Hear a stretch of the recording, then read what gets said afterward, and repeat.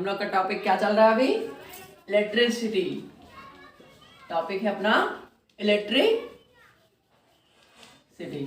ठीक है, तो अभी हम लोगों ने कहाँ तक बात करी? लास्ट लेक्चर में हम लोगों ने बात किया था factors which are affecting resistance. तो हमने वहां से क्या देखा था? R resistance is directly proportional to length of conductor and resistance is directly inversely proportional to area. ये दोनों रिजल्ट अभी हम लोग यूज करने वाले हैं। तो ये सब बातें हम लोग देख चुके हैं। टेम्परेचर पे था तो resistance is directly proportional to temperature. अगर आप टेम्परेचर बढ़ाते हैं तो रेजिस्टेंस बढ़ रहा है। तो ये सब हम लोग पीछे बात कर चुके हैं। ठीक है, तो अगर आपको ये नहीं आता है तो आप प्लीज पीछे वाले लेक्चर आप देख के तो ही इसे देखें, ताकि आपको आज का टॉपिक समझ में आ जाए। तो हम लोग इन दोनों का यूज करने वाले हैं, इसलिए आप लोग पीछे का लेक्चर जाके देख सकते हैं, वहां से आपको ज्यादा क्लियर हो जाएगा। और आज हम लोग का टॉपिक है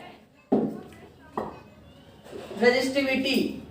आज हम लोग चैप्टर में थोड़ा सा और आगे जा रहे हैं, रेजिस्टिविटी। ठीक है, तो आज का टॉपिक है resistivity which is also related to resistance. नाम से ही पता चल रहा है, तो इसके लिए रेजिस्टेंस का आना भी जरूरी है। देखो इतनी सी बात आनी चाहिए। क्या हम लोग देखो लास्ट टाइम क्या देखा है? फैक्टर्स, मतलब resistance directly proportional to length of the conductor. Same वैसे ही हमने देखा था रेजिस्टेंस जो होता है inversely proportional to area of cross section. तो ये बातें हम लोग कर चुके हैं, ये काफी डिटेल में बातें हुई थी हम लोग की। तो लेंथ ऑफ कंडक्टर एंड अच्छा, इसको मैथमेटिकली कैसे लिख सकते हैं? This can be written as R is directly proportional to L. Give it equation number first. और दूसरा हो जाएगा हमारा क्या? R is inversely proportional to area of cross section. Area of cross section क्या होता है? देयर इज एनी वायर जिसकी कुछ थिकनेस है, then this area is called area of cross section. ठीक है, तो ये सब हम लोग डिटेल में बातें कर चुके हैं। तो अभी यहां से इसको हमने क्या दे दिया? Second equation. इतना क्लियर हुआ? अब देखो हम कुछ नहीं करेंगे, हमने बस इतना बात कह दी। क्या?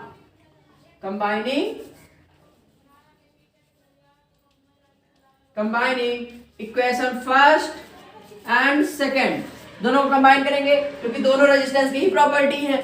तो रेजिस्टेंस जो हो जाएगा directly proportional to L upon A, मतलब लेंथ और एरिया का कॉम्बिनेशन।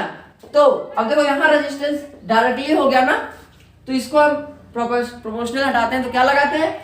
Any constant. तो here we will add a constant that is called rho upon A. यही रो हमारा क्या होता है? Resistivity of any material. तो यहां पर ये क्या है? This is rho which is a constant. ठीक है, तो ये हो गया कांस्टेंट। ये रो का सिंबल होता है और इसको कहते क्या है? This term is called resistivity. इतनी सी बात है। मतलब पहले हमें फैक्टर्स पता थे कि R is directly proportional to length and R is inversely proportional to area of cross section. तो वहां से हमने दोनों को कंबाइन किया, उसके बाद प्रोपोर्शनलिटी हटाया तो एक कांस्टेंट लग गया। कांस्टेंट क्या कहलाता है? रेजिस्टिविटी। ठीक है, तो अब हम लोग की पूरी बात किस पे होने वाली है? रेजिस्टिविटी। ये हमारा आज का टॉपिक। अभी हमारा क्या रिजल्ट आया था? R is equal rho L upon A, where rho is called resistivity, then rho a constant which is called resistivity of material of conductor, जिसका कंडक्टर बना हुआ है उस मटेरियल का रेजिस्टिविटी। तो यहां से क्या पता चलता है कि रेजिस्टिविटी एक मटेरियल या फिर एक सब्सटेंस मतलब कंडक्टर का स्पेसिफिक प्रॉपर्टी, मतलब एक प्रॉपर्टी होता है। और इसको एक नाम से और जानते हैं, क्या? Specific resistance. तो रेजिस्टिविटी क्या है? एक स्पेशल रेजिस्टेंस। मतलब आपका कोई भी एक मटेरियल है जो कंडक्टर है, तो वो क्या है, उसके पास रेजिस्ट करने की कुछ कैपेसिटी है। उसी कैपेसिटी को हम क्या कहते हैं? रेजिस्टिविटी। मतलब कितनी क्षमता है उसके अंदर, किसी भी अपने अंदर से करंट को पास ना होने देने की कितनी क्षमता है, दैट इज कॉल्ड रेजिस्टिविटी। तो मतलब रेजिस्टेंस पे ही डिपेंडेंट है। देखो यहां से दिख रहा है rho is directly proportional to resistance. चलिए अब हम लोग, अच्छा डिफिनीशन क्या हो सकती है रेजिस्टिविटी की? डेफिनेशन क्या हो सकती है अपनी? तो यहां से देखो, अगर हम रीअरेंज करें इक्वेशन को तो हमें मिल जाएगा rho is equal R A upon L. That means अगर हमारा area of cross section 1 metre square and length 1 metre की हो जाए, if area is equal 1 meter square and length of the conductor is कितना? 1 meter, then we can say that rho is equal resistance। तो इस particular condition पर हमारा resistance resistivity के equal हो जाएगा। तो यहां से क्या कंक्लूजन निकलता है? यहां से इसकी डेफिनेशन आ सकती है, यहां से हम डिफाइन कर सकते हैं, from where we can define कि resistivity of any material is defined as, we can say that it is defined as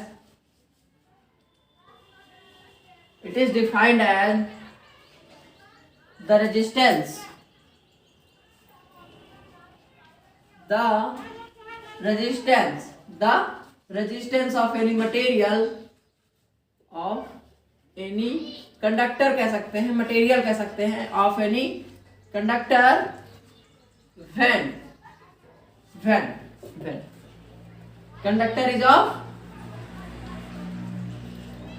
conductor is of 1 meter square cross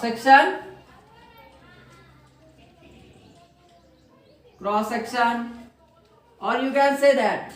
देखो डिफिनीशन आप अपने अकॉर्डिंग भी लिख सकते हैं। हम लोग पीछे बात कर चुके हैं कि आप डिफिनीशन हमसे अच्छी लिख सकते हैं, तो आप अपने टाइप से भी लिख सकते हैं। आपको नहीं आता तो आप यहां से देख के हेल्प ले सकते हैं। बाकी हम लोग बात कर चुके हैं कि आप लोग डिफिनीशन और अच्छी भी लिख सकते हैं। अब हम तो यहाँ लिख दे रहे हैं, बाकी आप लोग अपनी अगर लिखना चाहें तो आप बहुत अच्छा लिख सकते हैं। तो और एक खास बात, फिजिक्स केमिस्ट्री इसमें आपकी ग्रामर नहीं देखी जाती, ठीक है? तो आप लोग ग्रामर ना देखेगी, इसमें सेंटेंस में क्या गलती हो रही है, सेंस समझिए कि डिफिनीशन हमारी सेटिस्फाई हो रही है कि नहीं हो रही तो गलत है, हो रही है तो सही है। यहाँ पे ग्रामर नहीं, इज आर एम नहीं देखना है कि इज लगेगा कि आर, ठीक है? तो cross section 1 metre cross section and length of conductor is of 1 metre. ये हो गया हमारा रेजिस्टिविटी की डिफिनीशन। तो आप लोग इसे नोट करिए। चलिए आइए हम लोग अब बात करते हैं क्या, यूनिट्स ऑफ रेजिस्टिविटी। अब देखो रेजिस्टिविटी की यूनिट आने के लिए क्या करना होगा, पहले हमें उसका फॉर्मूला पता होना चाहिए। फॉर्मूला होता है आर ए अपॉन एल। अब देखो कुछ नहीं करना, आपको आर का यूनिट पता है, ए का पता है, एल का पता है, तीनों रख देंगे हमारा यूनिट निकल आएगा। तो आर इज इक्वल यहां से क्या हो सकता है, देखिए आर का यूनिट हम लोग पीछे बात किए हैं ओम। एरिया क्या होता है, metre square, and length is metre, this metre will cut this, तो यहां से हो जाएगा ओम इंटू मीटर, और ओम का symbol omega into metre. This is your unit for resistivity. तो कह सकते हो SI unit of resistivity is ohm metre, ठीक है?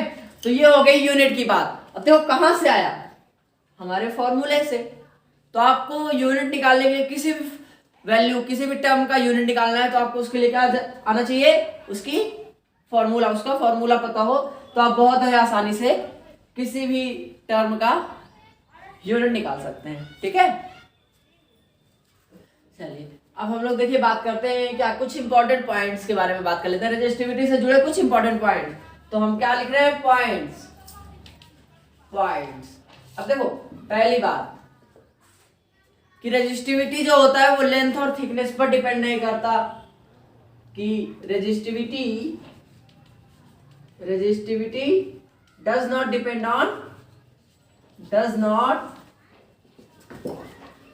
On length and thickness of conductor. It only depend on temperature and material का nature and material. It depends on nature of material.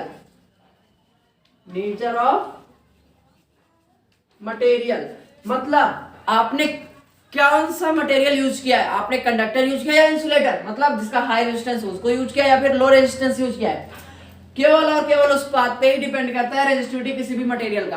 और ये material की एक स्पेसिफिक प्रॉपर्टी होती है, resistivity एक प्रॉपर्टी है किसी भी मटेरियल का। तो ये लेंथ और थिकनेस पे डिपेंड नहीं करता, ये केवल और केवल नेचर और टेम्परेचर पे भी डिपेंड करता है, कॉमा टेम्परेचर ऑफ बस कॉमा टेम्परेचर, ठीक है। इस पे डिपेंड करता है, यहां पे एंड लग सकता है। तो ये हो गया हमारा पहला पॉइंट। और देखो अब एक बात यहां से कंक्लूजन क्या निकाल सकते हैं कि कंडक्टर जो होता है उसका रेजिस्टिविटी क्या होगा, हाई या लो, उसका रेजिस्टिविटी लो होगा। कंडक्टर है लो रेजिस्टिविटी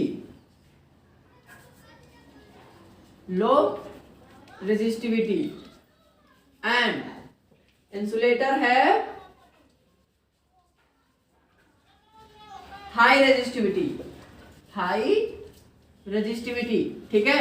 तो ये हमारी कंक्लूजन निकल गया। अब हम लोग आगे बात करेंगे, थोड़ा सा कुछ एग्जांपल लेंगे तो उसके बारे में बात करने वाले हैं, ठीक है। तब तक इसे नोट करिए आप। चलिए अब हम लोग एक न्यूमेरिकल देख लेते हैं, किससे बेस्ड है, रेजिस्टिविटी और रेजिस्टिविटी। अब हम लोग एक न्यूमेरिकल देखने जा रहे हैं। अभी देखो फॉर्मूला क्या पड़ा है, rho is equal R A upon L, ठीक है। ये फॉर्मूला आपके दिमाग में होना चाहिए था, तो ये फॉर्मूला आपके दिमाग में होना चाहिए। तो आप अब देखिए आर इज इक्वल, अब क्वेश्चन पढ़ते हैं हम लोग। क्वेश्चन हमारा क्या कह रहा है, a copper wire of length 2 metre. पहली लाइन में देखो हम लोग बात कर चुके हैं न्यूमेरिकल लगाना कैसे चाहिए। न्यूमेरिकल लगाने का सबसे बढ़िया तरीका ये होता है कि जो गिवन है उसको नोट डाउन कर लो और उसके बाद जो निकालना है उसे क्लियर कर लो, निकालना क्या है और उसका फॉर्मूला क्या है। तो फॉर्मूला तो हमें पता है क्योंकि देखो सीधे बोला है कैलकुलेट रेजिस्टिविटी, तो उसका तो फॉर्मूला पता है, ये यूज करना है। लेकिन क्या गिवन है, अभी आप ये सिंपल क्वेश्चन मिलेगा, ऐसे ही आपको जैसा भी क्वेश्चन मिले उसमें सबसे पहले यही करो, जो गिवन है उसको नोट डाउन कर लो और उसके बाद न्यूमेरिकल लगाने का यही एक अप्रोच होना चाहिए, तो क्वेश्चन आसानी से लगेंगे। तो जो गिवन है उसको नोट डाउन कर लेते हैं। तो पहली लाइन में दिया लेंथ इज इक्वल 2 मीटर। आगे बढ़ते हैं, and area of cross section is 1.7, that means area is also given which is 1.7 into 10 power -6 metre square, ठीक है। हैज अ रेजिस्टेंस ऑफ, अब देखो यहां पे रेजिस्टेंस भी दे दिया, R इज इक्वल क्या दिया है 2 into 10 to पावर -2 ओम। अब देखिए कह रहा है calculate the resistance of copper, मतलब सॉरी रेजिस्टिविटी पता करने के लिए बोल रहे हैं। इस फॉर्मूले में देखो आपको क्या क्या मिल गया, R मिल गया, A मिल गया, L मिल गया, बस कुछ नहीं करना, फॉर्मूले पे रख देना है। तो रो इज इक्वल हो जाएगा R कितना है 2 into 10 to पावर -2, A कितना है आपका 1.7 into 10 to पावर -6, ठीक है। यूनिट बाद में, क्योंकि रेजिस्टिविटी के भी यूनिट निकाल चुके हैं और इसकी यूनिट होती है ओम मीटर, तो ये यूनिट बाद में लिख दी जाती है, तो उसके लिए आप परेशान मत होइए, अभी केवल मैथमेटिकल वैल्यू या फिर न्यूमेरिकल वैल्यू लिखते हैं। लेंथ क्या दिया है हमें 2 मीटर, 2 मीटर नहीं। अब देखो यहां से कैलकुलेट कर लेंगे, 2 से 2 कट जाएगा and your result will be 1.7 into 10 to the power -8। अच्छा आपको इसको सॉल्व करना आता है? देखिए इसके लिए कुछ नहीं, 2 से 2 कैंसिल आउट हो गया। अब देखिए 10 टू पावर -2 10 टू पावर -6, और आपको पता होगा अगर a to the power m into a to the power n होता है तो क्या हो जाता है a to the power m plus n। Same वही कर रहे हैं, यहाँ -2 -6 तो -8 आ जाएगा, ठीक है। तो वही प्रोसेस लग रहा है, a to the power m है, a to the power n है, तो उसका मल्टीप्लिकेशन हो जाता है a to the power m plus n, तो -2 प्लस -6 -8, तो ये आपका क्या हो जाएगा आंसर। तो इसको हम यूनिट लिख देंगे। देखिए आप कोई भी क्वेश्चन लगाइए, यूनिट मेंशन करना कभी मत भूलिए। आपने यूनिट नहीं लिखा तो आपका क्वेश्चन रॉन्ग माना जाएगा, ठीक है। तो कुछ भी हो, न्यूमेरिकल वैल्यू चाहे जो आए, लेकिन हमेशा यूनिट उसका मेंशन करना होता है। तो दिस इज योर आंसर, ठीक है। तो हम लोग आगे बढ़ने से पहले क्विक रिवीजन करेंगे, तो इसको नोट करिए आप। चलिए यार हम जल्दी से क्विक रिवीजन कर लेते हैं, ठीक है। मतलब अभी तक क्या पढ़ लिया हमने, वही हम लोग रिवाइज करने जा रहे हैं। क्विक रिवीजन, तो पहला क्या पढ़ा हमने, रेजिस्टिविटी। हमने पढ़ा था रेजिस्टिविटी।